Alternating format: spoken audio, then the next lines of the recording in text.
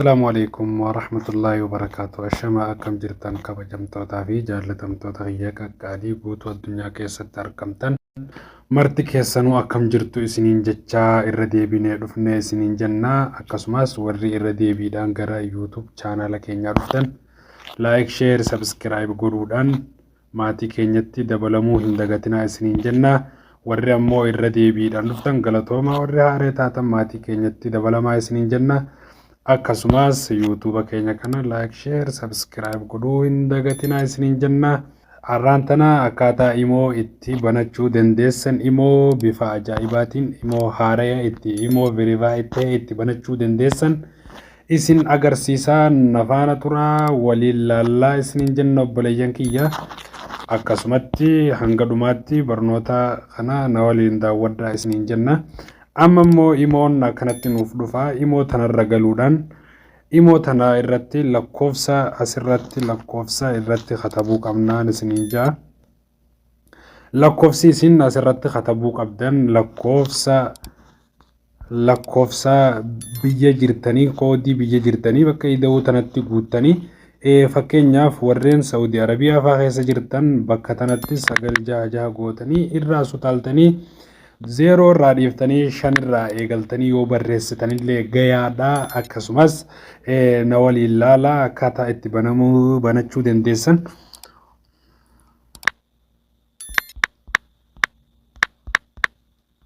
Lakkoofsa keenya eegaa akkanatti itti guunneen booda okay goonaa. Erga okay goone eessatti nu geessa?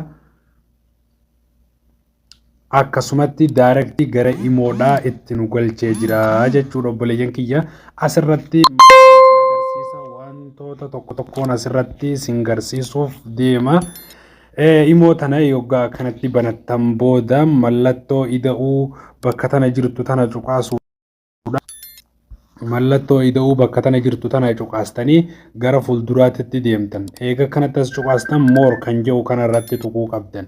More kan jedhu kanarratti eegaa kanatti tuqxanii mallattoo siitingii tanarra cuqaasuu qabdanii. Eega kanatti siitingii tanarra cuqaastan booda akka wanti sikooroti kan jedhu kanarra gad tuquu qabdanii. Akkasi gad tuqxanii yoo warri imoo lakkoofsa biraatiin qabaattanillee akkaataa logaaut gootanii akka feesbuukiitti itti fayyadamuu dandeessan. Imoo hedduu asirratti logaaut kana yoo tuqxan akkasuma keessaa nu baasa. Yommuu paaswordii itti godhachuu barbaaddanillee bakka tanarra gad tuqxanii paaswordii mataa keessanii jajjaba itti godhachuu qabdanii jechuudha obboleeyyan kiyya. Enable kan jedhu kanarra tuqxanii paaswordii itti godhachuu dandeessan. Akkasuma ammallee irra duuba deebi'ee waan isin agarsiisu kana sirriitti dhaggeeffadhaa. Bakka dileetti imoo akka wanti jedhu kana eeggachuu qabdanii. Ammas if duuba deebitanii maal godhuu qabdanii. Yoo namni akkaataa namni yoo isinii wajji lakkoofsa kanaan namni isin dura qabatee manage device kan jedhu kanarra tuqxanii akkasitti nama keessa jiru keessaa illee irraa darbuu dandeessaniin isiniin jaa obboleeyyan kiyya. Namoonni baay'een ammallee bakka qulfii tana irraa akkaataatti nama rakkisaa jirutu jira. Nama fakkeenyaaf buluu godhee akkaataatti ol deebisu imoon keenya wal nu argamuu didee wal nu seenuu didee warra ji'ee hedduu cinqatuutu jira. Sunillee akkaataan isin itti rakkoo jala galte imoon akkasii suni sikoorotii qabdi waan ta'eef isuma san siitingii jala galuudhaan karaa kanaan sirreessuu dandeessaniin isiniin jaa obboleeyyan kiyya.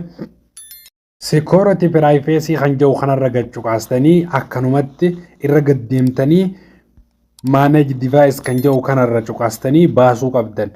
Ammallee block list kan jedhu kana irra cuqaastanii warra blockii jala jiru baasuu qabdaniin isiniin jaa. Ammallee warri imoon keessan walii qunnamuu dides isa kanarra tuqxanii. Amma fakkeenyaaf yoo inni kun akkanatti jiraate bifa kanaan jiraate namni fakkeenyaaf viidiyoon illee yoo wajjin haasawaa jiraattan buluu isin sawwiruu hin danda'u, shoot isin godhuu hin danda'u jechuudha. Bakka kanatti egaa barnoonni imoodhaa kun egaa hedduu keessa gad fageenyaan baay'eetu jira. Har'aan tana hanguma kanarraa isin barsiifna. Barnoota biraa keessatti bal'ifnee isin agarsiifna. Waan nu dhaggeeffattaniif galatooma. Hanga barnoota biraatiin walitti dachaanutti turtii gaarii isiniin jenna.